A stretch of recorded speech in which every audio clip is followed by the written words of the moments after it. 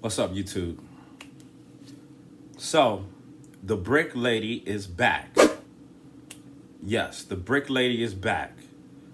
And the first time we all saw her was back in 2023.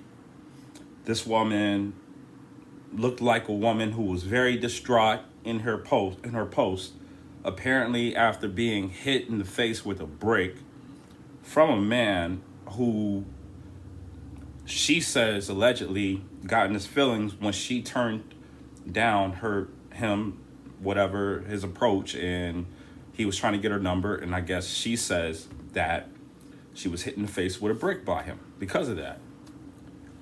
I remember when this thing came out, it was still really fresh in the Me Too movement, and it was also a time where we a lot of black men were being accused of not protecting their black queen. And that's something that was definitely floating around in the hemisphere, surrounding the climate. But what we later found out, and a lot of people found this out at that time, that she basically gamed us all. Homegirl scooped up a quick 43K, and she was bragging about it. I remember because I saw the video of her bragging about it.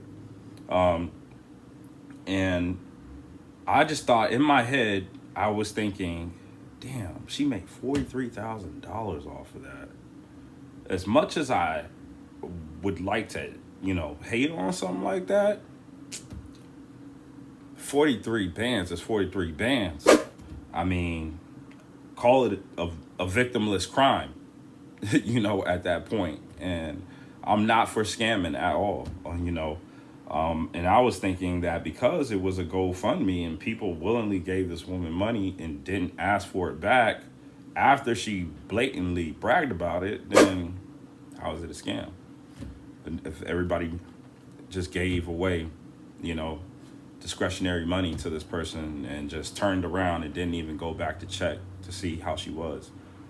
But nonetheless, of course, things build up. And a lot of times we don't give law enforcement credit for how good they are at doing their job. And the Houston police, basically, they took that L last year, but they wasn't going to take that L all the way.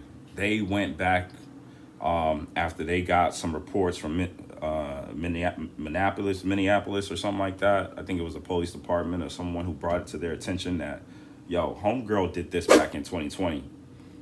She did this back in 2020, and she raked up 40 bands. So basically, in the scope of 3 years, on top of whatever she does for a living, whether I don't even know what she does for a living, but on top of what she does for a living, she made 80 bands in the course of 3 years just off of pure scamming. This woman made pretty much a living off of this. And this is very disturbing. I think the most disturbing part about this woman, which her name is Roda Osmon, she goes by Ro Reports on Instagram.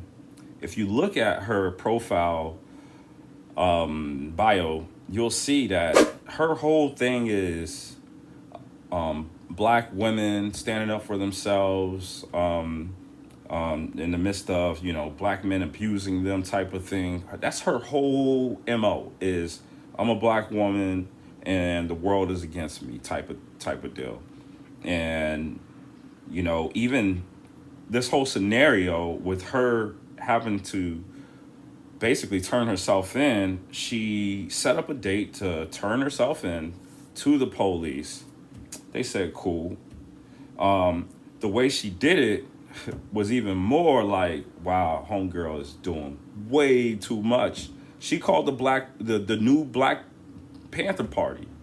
She got the new Black Panther Party involved into her BS. This woman, and they set up the meet. She ghosted them. which then meant that she ghosted the police. So now she's essentially out on the run. This woman is 33 years old, and she claims to be an activist for women's rights. But there's a lot of mental, what do you call that? Gosh, I can't even think about it. Mental illness I see in this woman. She obviously does not get the point.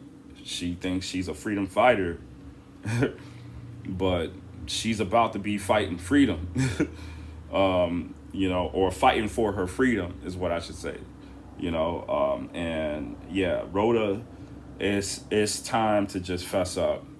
You would think at this point there would be some kind of accountability, and she would just say, all right, you got me. You caught me red-handed. I was just playing. I'll give the money back. I would be going down that course of the road if there was, possible jail time for something so stupid. Not only that, she goes on the internet and she basically exposes herself as a grifter. I don't think anybody would have ever implicated her as a scammer if she would have just took the money and kept her mouth shut. But no, she decided she wanted to, have a hot girl summer and go out to the club and basically call the people who supported her idiots. That's what I remember. And yeah, it's just kind of sad to see. Well, I'm not going to say it's sad. I'm going to say it's sad if she has mental illness. It's sad. It's not sad if she doesn't. That's where I stand at it. Because homegirl does seem like somebody who, I'm guessing if I talk to a family member or someone who's close to her, they'll tell me that, yeah, she be like that. We try to talk to her types. I think she one of those people in her family that, she goes on the rants that she does. She got a tick.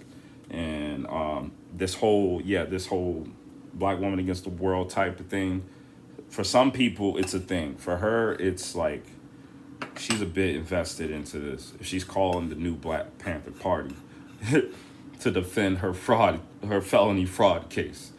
But I'm sorry, I don't like to laugh at people in bad predicaments at all.